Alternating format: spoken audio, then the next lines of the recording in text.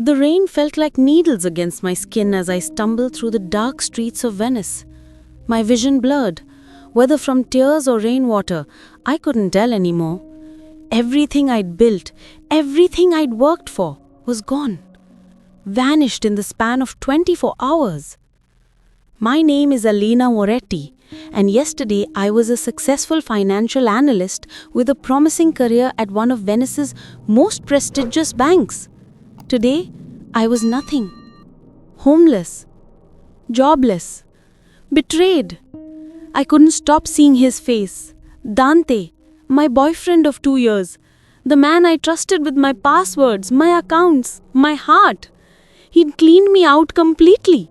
70,000 euros, gone. But the money wasn't even the worst part. He'd framed me for embezzlement at the bank, planted evidence in my files, and by the time I arrived at work this morning, security was already waiting to escort me out. The police had been sympathetic, but clear.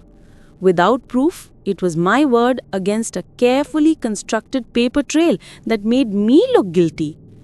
My landlord had changed the locks by noon when I couldn't produce next month's rent. My phone had been disconnected an hour later. I had nothing. No one. My family had disowned me years ago when I'd chosen my career over their expectations. Pride had kept me from reaching out to old friends, and now that pride felt like poison in my veins. The storm intensified, and I realized I had no destination. I was just running, letting my legs carry me through the labyrinth of narrow streets and bridges that made up this beautiful, treacherous city. My lungs burned, my designer heels were ruined, and my silk blouse clung to my body like a second skin. That's when the car appeared. A sleek, black Maserati, moving slowly beside me like a predator stalking prey. The passenger window lowered with barely a whisper, revealing the interior soft amber lighting. And him. Even through the rain and my tears, I could see he was striking. Dark hair swept back from a face that looked like carved from marble, all sharp angles and fierce intensity. His eyes were the color of smoke, and they studied me with an expression I couldn't read. Not pity. Something else. Something that made my breath catch despite everything. "Get in," he said. His voice was deep, cultured, with that distinctive Venetian accent that turned every word into music. I should have kept running. Every survival instinct screamed at me to flee, but I was so cold, so tired, so utterly broken that I couldn't summon the energy to care about danger anymore. What else could possibly happen to me? "I don't accept rides from strangers," I heard myself say, which was almost funny considering I was standing in a storm with nowhere to go. The corner of his mouth lifted slightly. "Dante Russo. Now we're not strangers. Get in before you catch your death." Something about his name tickled my memory, but my exhausted brain couldn't place it. The door opened automatically and warmth spilled out into the cold night. My body made the decision before my mind could object. I slid into the leather seat and the door closed behind me with a solid, final sound. The heat was immediate and overwhelming. I started shivering violently as my body registered the temperature difference. Dante, this stranger who'd commanded me into his car, shrugged off his jacket and draped it over my shoulders without a word. It smelled like expensive cologne and something else. Something masculine and dark that I couldn't identify. "Where to?" the driver asked. An older man with silver hair and scars on his knuckles. "Home, Paolo," Dante replied, his eyes never leaving my face. "We have a guest." That's when the pieces clicked into place. Dante Russo, the Russo family, Venice's most powerful crime syndicate operating in the shadows of this ancient city for generations. Drugs, gambling, protection rackets. Everyone knew the name, even if they pretended not to. I'd just gotten into a car with one of the most dangerous men in Italy. I whispered, my voice hoarse from crying and running.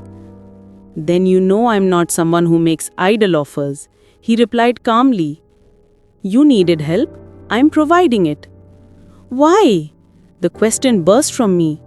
Why would you help me? You don't even know me. His grey eyes studied me with unsettling intensity. I saw you running like the devil himself was chasing you. But it wasn't fear in your body language. It was rage, betrayal. I recognize those emotions. He paused. And perhaps I'm curious about what could break someone so thoroughly that they'd risk pneumonia rather than seek shelter. The car glided through the rain-slicked streets, crossing bridges and turning down alleys I didn't recognize. I should have been terrified. Instead, I felt a strange numbness settling over me. I lost everything today, I heard myself say. My boyfriend stole everything from me and made it look like I was the thief. My job, my apartment, my savings, my reputation, all gone. Dante's jaw tightened almost imperceptibly. Name. What? Your boyfriend's name. Luca Santini. The name tasted bitter on my tongue. Why does it matter?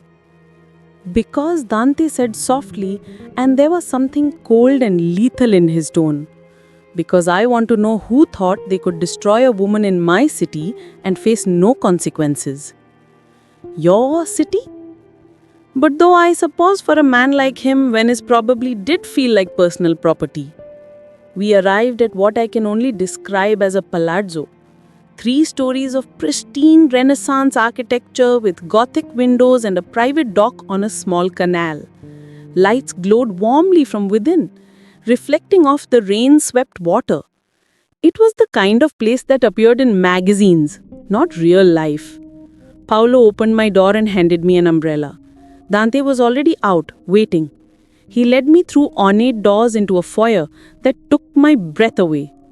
Marble floors, frescoed ceilings, artwork that belonged in museums. An elegant woman in her 50s appeared, her expression shifting from surprise to professional in an instant.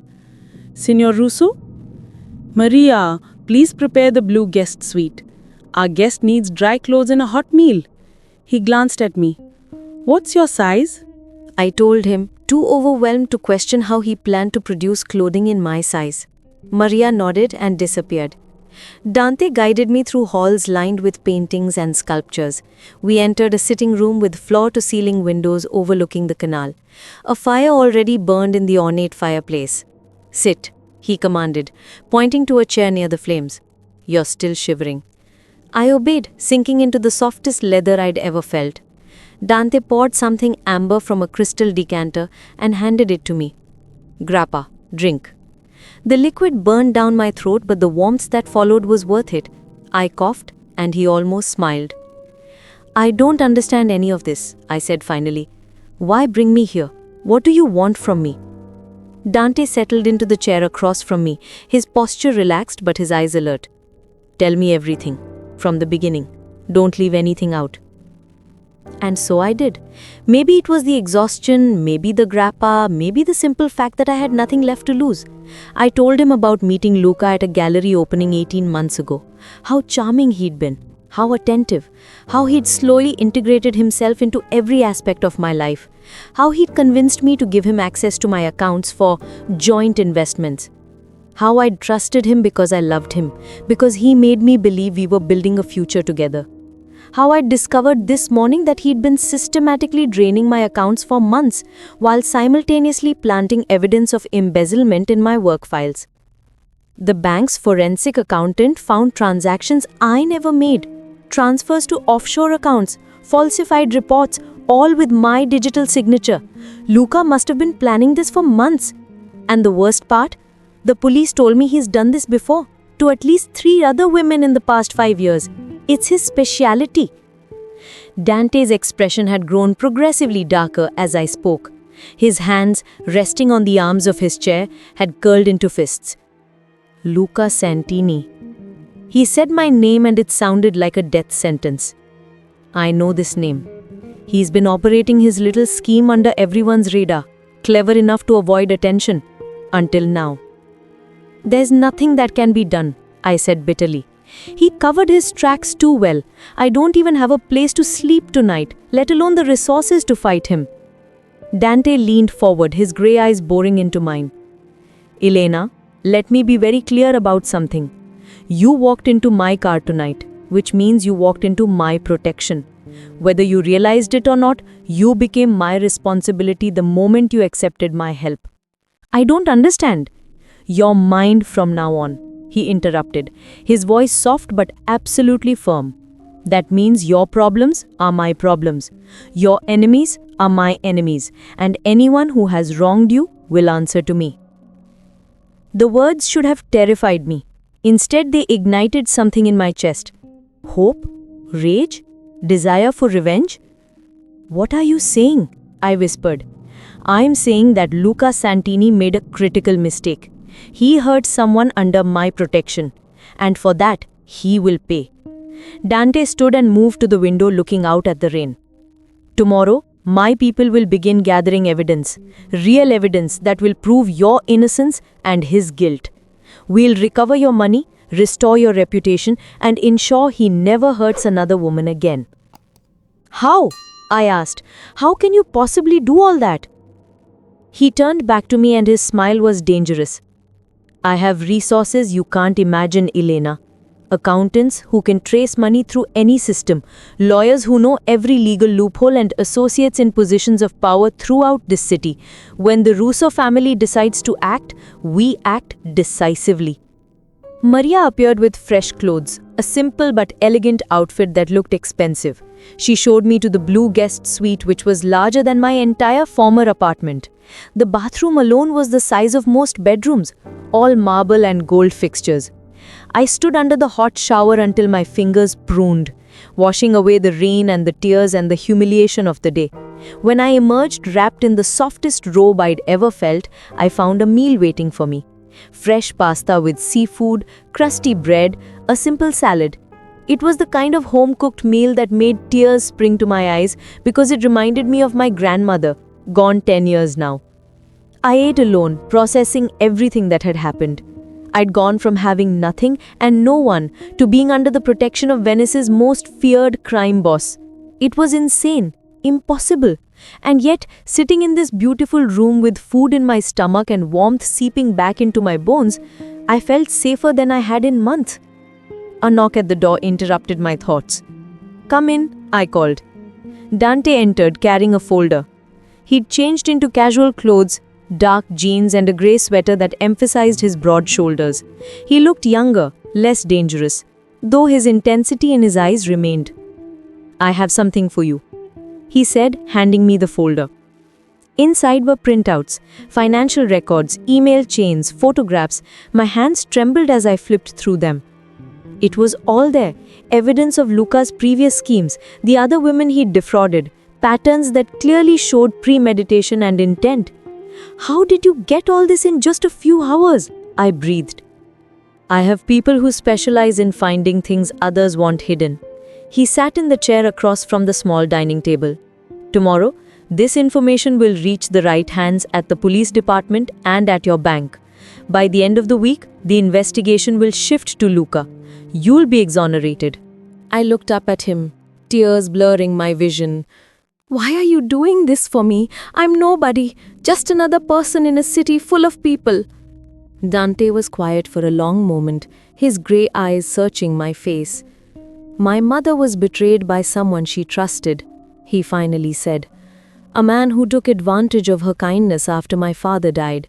He stole from her, tried to destroy her reputation, attempted to take control of the family business when she was vulnerable. What happened to him? I asked softly. He learned that the Russo family protects its own. And my mother taught me that we have a responsibility to protect those who cannot protect themselves. He paused. When I saw you running in the rain tonight, something in your expression reminded me of her. That mixture of rage and grief and refusal to surrender completely. I couldn't drive past. And now I'm yours, I said, echoing his earlier words. If you choose to be. His voice was gentle now. You're free to leave whenever you want, Elena. The evidence will clear your name regardless.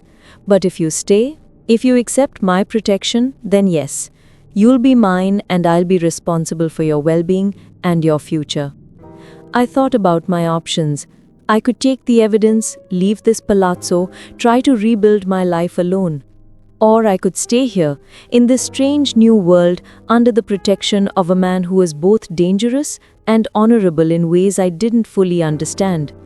What would it mean? I asked. Being yours? Dante leaned back, considering.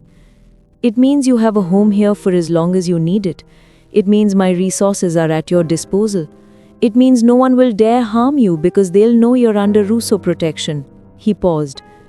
And it means that whatever you decide to do next with your life, you'll have support. And what do you get out of this arrangement? A slight smile crossed his face. Perhaps I enjoy protecting beautiful women who refuse to stay down when life knocks them over. Perhaps I'm tired of men like Luca preying on the innocent. Or perhaps, he leaned forward, his eyes intense, perhaps I'm simply intrigued by you, Elena Murekeri, and I want to see what you become when you're no longer fighting just to survive. My heart was racing. This was crazy, all of it. And yet, I'll stay, I heard myself say. For now, until I figure out what comes next. Dante's smile widened. Good. Now you should rest. Tomorrow we begin setting things right. He stood to leave, but I called out to him. Dante, thank you for everything. He turned back, his expression softer than I'd seen it.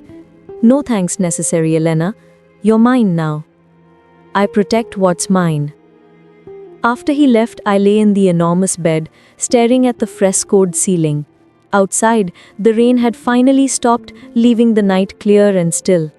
Somewhere out there, Luca was probably celebrating his successful con, having no idea that his world was about to come crashing down. And here I was, in the home of Venice's most powerful crime lord, under his protection, under his possession, if I was honest about his words. You're mine from now on. The words should have frightened me. Instead, they felt like a promise, a vow, the first solid ground I'd felt beneath my feet in what seemed like forever. I closed my eyes, and for the first time in weeks, I slept without nightmares. The next morning, I woke to sunlight streaming through tall windows. For a moment, I forgot where I was, then the previous day came rushing back. I tensed, but beneath the confusion was something else. Determination, anger, the desire for justice. I found clothes laid out for me, perfectly sized, perfectly styled, designer labels I recognized from magazines. I dressed quickly and followed the sound of voices downstairs. Dante was in a different room from last night, what appeared to be a library with walls of books and a massive desk. He was speaking rapidly in Italian with two men I didn't recognize, his gestures sharp and commanding. When he saw me in the doorway, he immediately dismissed them. Buongiorno, Elena. Coffee? I nodded, and he poured from a silver service. I have news. The evidence was delivered to the right people this morning. The police have already begun questioning Luca. My hand trembled as I took the cup. Already? How? When I act quickly. He gestured to a chair.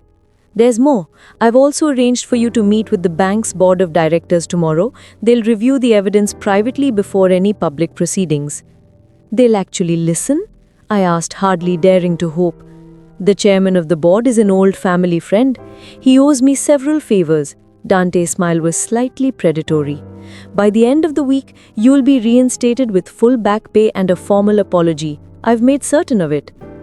I sat down heavily, overwhelmed. I don't know how I'll ever repay you for this. I told you, you're under my protection now. That's not a debt to be repaid. He sat across from me, his expression serious. Though there is something I'd like to discuss with you. My stomach tightened. What? Your future. What do you want, Elena? When all this is resolved, what do you see for yourself? I hadn't let myself think that far ahead. I don't know. My career was everything to me, but now I'm not sure I want to go back to that world. Everything feels tainted.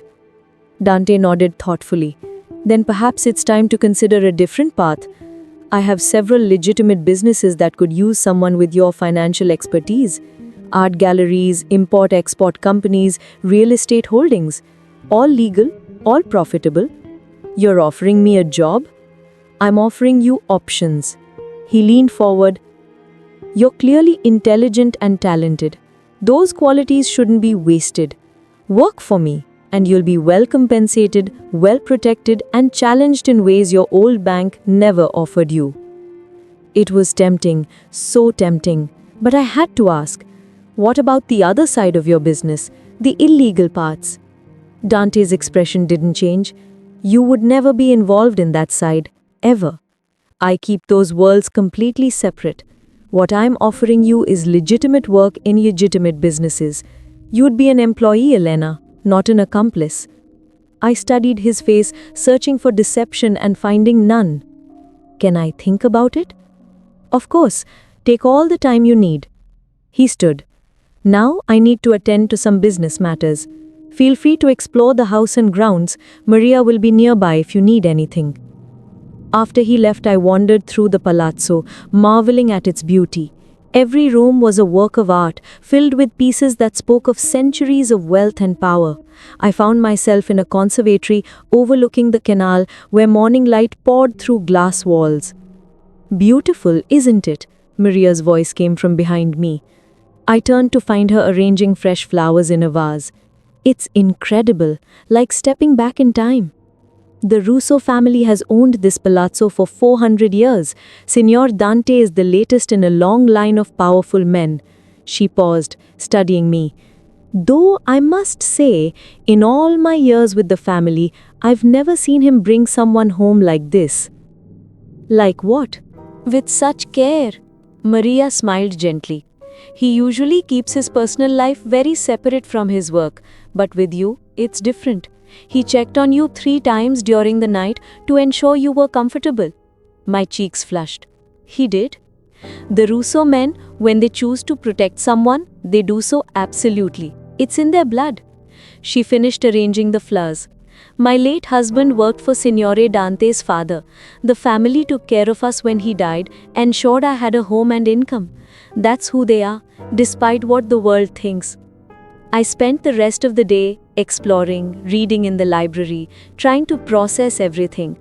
The evidence Dante had provided was thorough enough that I could see how the case against Luca was building.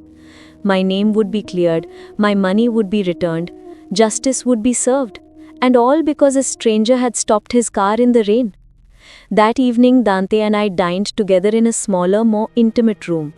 The food was exquisite, but I barely tasted it. I kept stealing glances at this complicated man across from me. Dangerous crime boss, yes, but also protector, benefactor, and increasingly something more. You're staring, he said, without looking up from his wine. I'm trying to figure you out. Now he did look at me, those grey eyes penetrating. And, what have you concluded? That you're not what I expected. Not at all. What did you expect? I considered this. Someone crueler, more obviously criminal. You seem more like a businessman than a mob boss. Dante's laugh was genuine. I am a businessman, Elena. The methods may occasionally differ from conventional corporations, but the principles are the same. Loyalty, efficiency, protecting assets and allies. And I am an asset now? His expression shifted, grew more intense. You're much more than an asset. He paused, seeming to choose his words carefully. You're someone I find myself wanting to protect. Not out of obligation, not for strategic advantage, simply because I cannot bear the thought of you suffering when I have the power to prevent it. My breath caught. There was something in his voice, in his eyes, that spoke of deeper feelings than mere protectiveness. Dante, I began, but he held up a hand. I know what you're going to say, that this is too fast, too intense, too complicated. And you're right. He stood and moved to the window. But I learned long ago that life is short and unpredictable. When something feels right, I don't hesitate. I joined him at the window, looking out at the canal where gondolas drifted past, their lanterns reflecting on the dark water. And this feels right to you? Me being here? He turned to face me fully. From the moment I saw you running in that rain, something shifted in me. I've spent years building walls, keeping people at a distance, trusting almost no one. And then you stumbled into my car, broken and furious, and absolutely refusing to give up, and I knew. Knew what? That you were going to be important to me, one way or another. I should have been frightened by the intensity of his words, by how quickly this had all developed. Instead, I felt drawn to him in a way I'd never experienced. Not the gradual affection I'd felt for Luca, which had turned out to be built on lies. This was something more primal, more honest. I've spent my whole life being careful, I said softly, making safe choices, planning everything, and where did it get me? Betrayed and alone. Maybe it's time I trusted my instincts instead of my fears. Dante reached out slowly, giving me time to pull away. When I didn't, he cupped my face in his hands. Your instincts are good, Elena. You're stronger than you know, braver than you realize. All you needed was someone to remind you. You barely know me. I know enough. I know you didn't break when most people would have shattered. I know you accepted help when pride could have kept you in the rain. I know you're smart enough to be cautious, but courageous enough to take risks when necessary. His thumb traced my cheekbone. I know that in just one day, you've become the most interesting person in my life. When he kissed me, it was nothing like kissing Luca had been. There was no practiced charm, no careful seduction. This was raw and honest and completely consuming.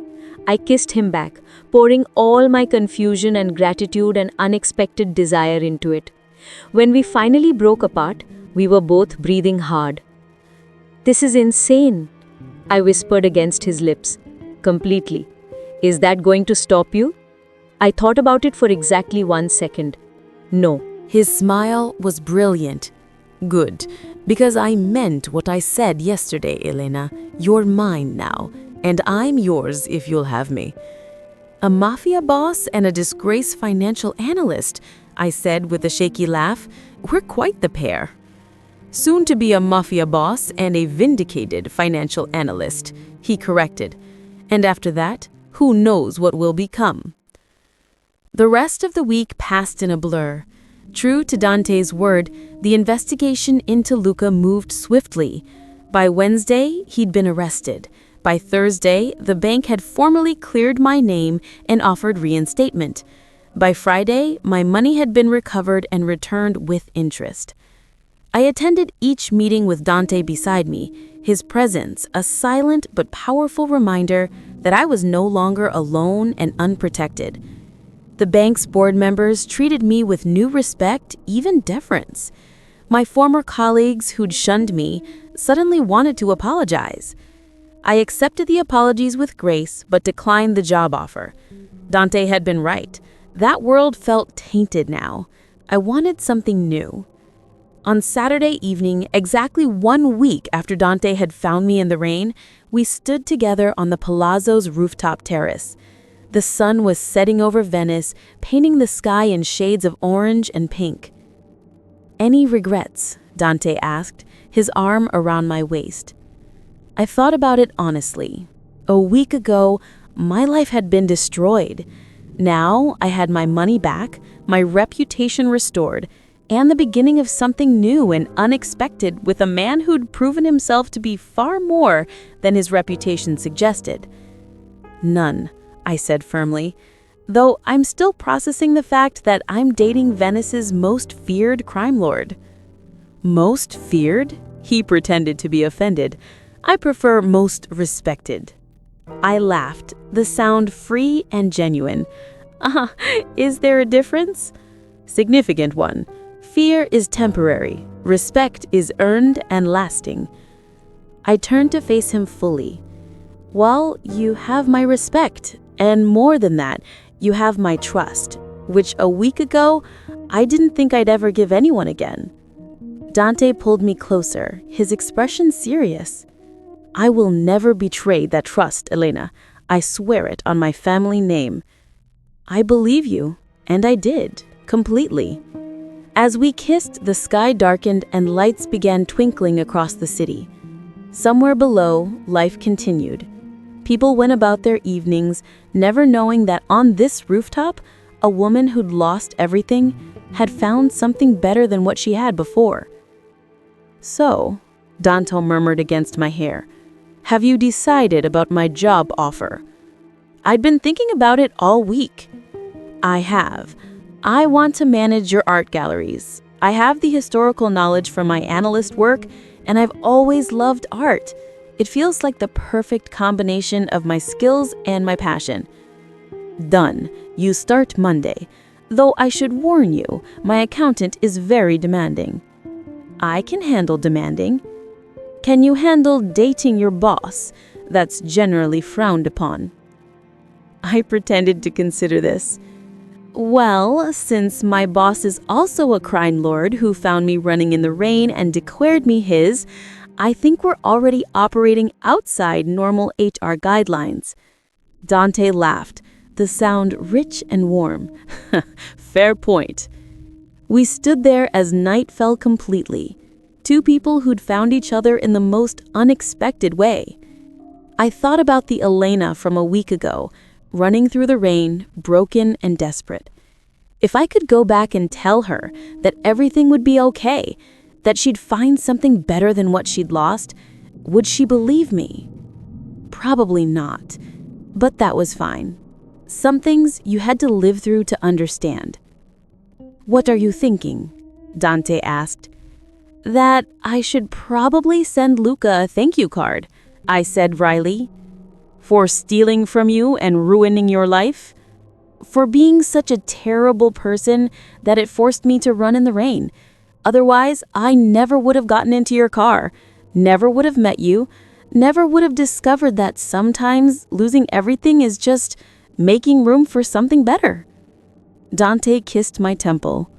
"I like the way you think, Elena Moretti." "Good, because you're stuck with me now. You did say I was yours." "From now on," he confirmed, "forever if you'll let me."